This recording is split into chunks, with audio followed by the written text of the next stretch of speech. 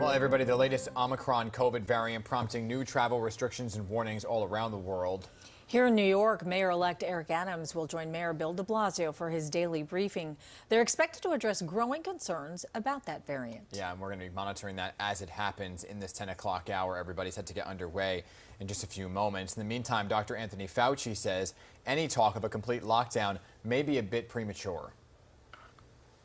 We don't know a lot about this virus, so we want to prepare as best as we can, but it may turn out that this preparation, although important, may not necessarily push us to the next level.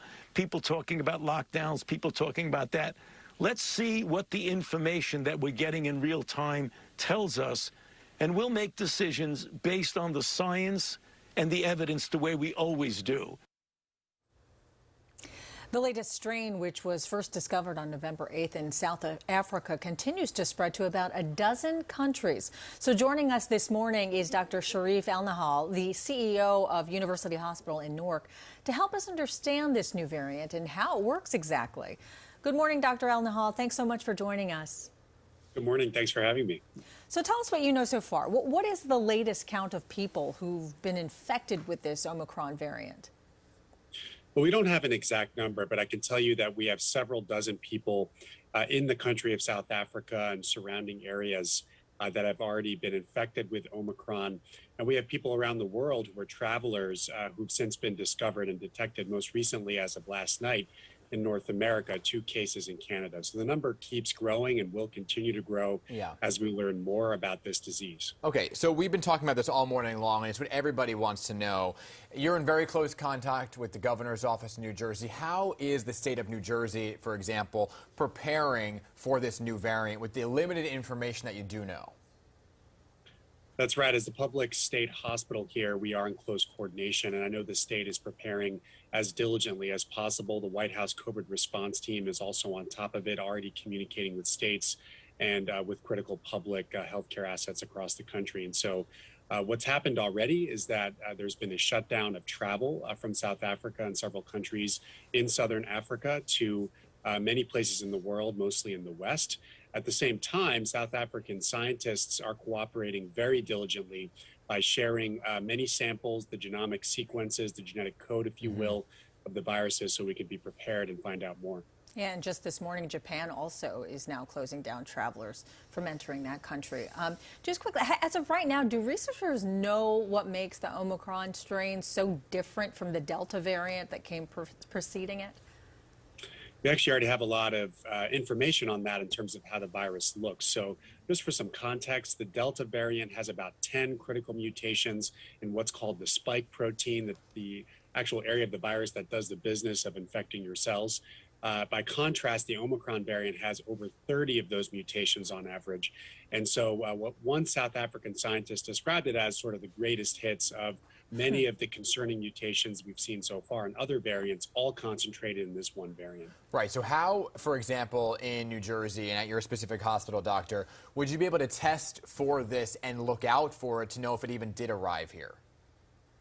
Well, the good news is that it will come up in a standard test, whether you're positive or not from COVID-19. So there's no concern that the PCR tests that are available will miss it. However, to understand whether it's the Omicron variant, you actually have to map and sequence out the genetic code of these viruses, which can take a couple of days and require a specialized laboratory. So that's what we're facing now, and we'll get more information when we have it. But what makes you say, doctor, okay, we're gonna take this test in particular and kind of map it out to see if this was Omicron? Is there a specific symptom you're looking for, or it's just by chance? It's actually a random sampling of tests across the country that are done to see what the variants look like. And South Africa has one of the more robust genomic sequencing capacities in Africa, which is why they were the first country to discover it. But this is happening throughout the United States all the time, so that we see what the genetic makeup of the viruses look like.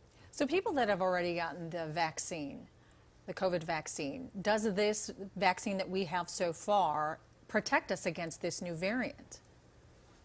Well, the first thing I'll say is that we don't know the full answer to that, but there is still likely to be some degree of protection from the current vaccines, especially if you are boosted. So there's common antibodies that will work against most, if not all, variants thus far from vaccination. However, It's a question of degree. The effectiveness may be significantly lower. We don't know how much lower it is yet. We have to wait for the science to come out, especially the laboratory studies that are testing antibodies from the vaccines to see if they neutralize the Omicron variant. So the jury is still out on that. We may not know for another 10 to 14 days. And we're almost out of time here, doctor. But like 10 to 14 days is that wait period. So there's a lot of uncertainty, but you know how people around our area are. They want answers today, and you just can't provide them. But what can you do to prepare? Are you looking to clear some hospital beds in case there's an uptick? I don't want to be a fear monger, but what do you do in preparation?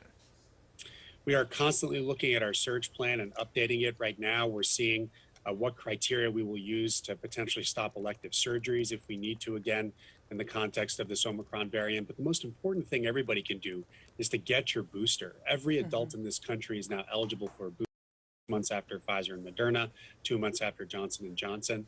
That's the most important thing you can do now in anticipation of what's coming next. And I believe it might have been last week, Dr. Fauci encouraged people to get together for Thanksgiving, for the holiday season. Do you think that might change the recommendations for families?